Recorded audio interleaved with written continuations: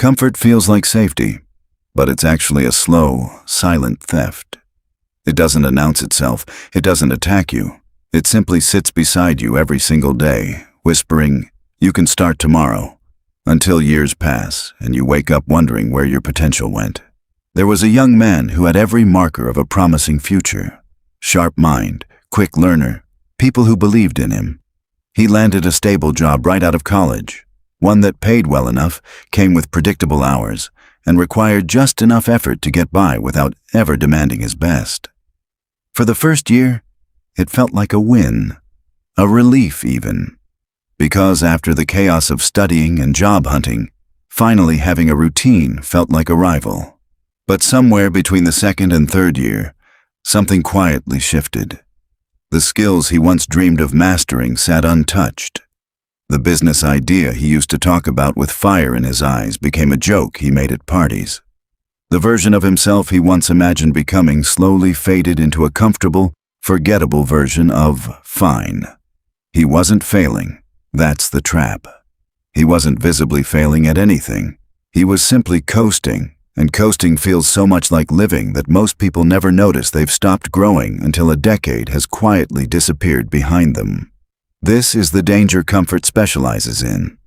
It never asks you to give up on your dreams outright, because that would trigger resistance, guilt, a fight.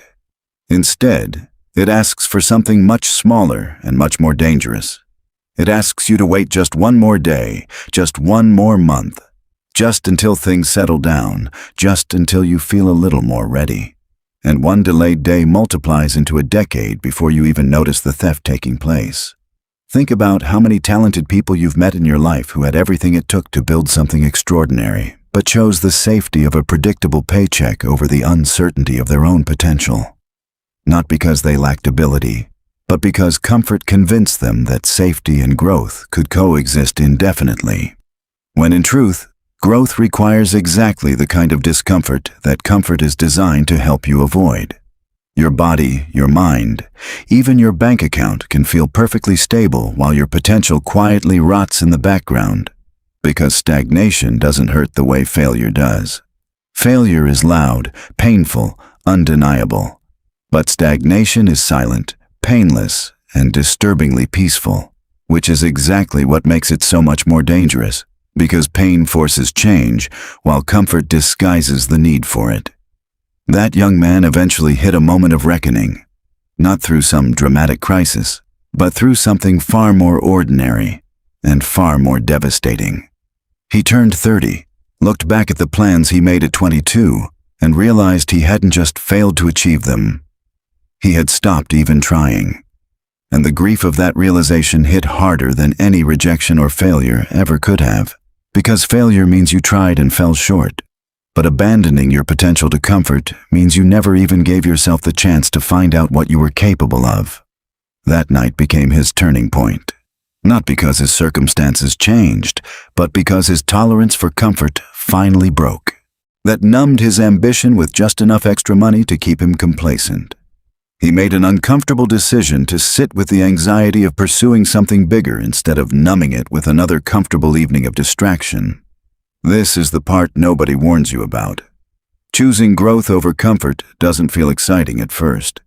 It feels exhausting, awkward, even embarrassing, because you're stepping out of a rhythm your identity has grown used to, and your mind will fight you every step of the way, convincing you that comfort is wisdom and ambition is naive, when in reality, comfort is simply fear wearing a more socially acceptable disguise. The people who build extraordinary lives are not the ones who never felt the pull of comfort. They're the ones who recognize that pull for what it truly was, a slow erosion of everything they were capable of becoming. And they chose, again and again, in small, unremarkable moments, to sit in discomfort instead of collapsing into ease. So ask yourself honestly, right now, what dream have you postponed under the disguise of being practical? What skill have you let go cold because the routine felt safer than the risk? What version of yourself have you slowly abandoned simply because comfort never forced you to fight for it? Your potential is not gone. It's just been sleeping under the weight of every easy choice you've made instead of the hard ones your growth required. And the good news is that potential doesn't expire. It simply waits, patiently, for the day you finally get uncomfortable enough to reclaim it.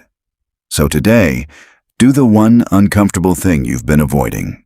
Not because it's convenient, but because comfort has already cost you enough. And every day you allow it to continue is another day of your one life quietly slipping through your hands while you call it peace.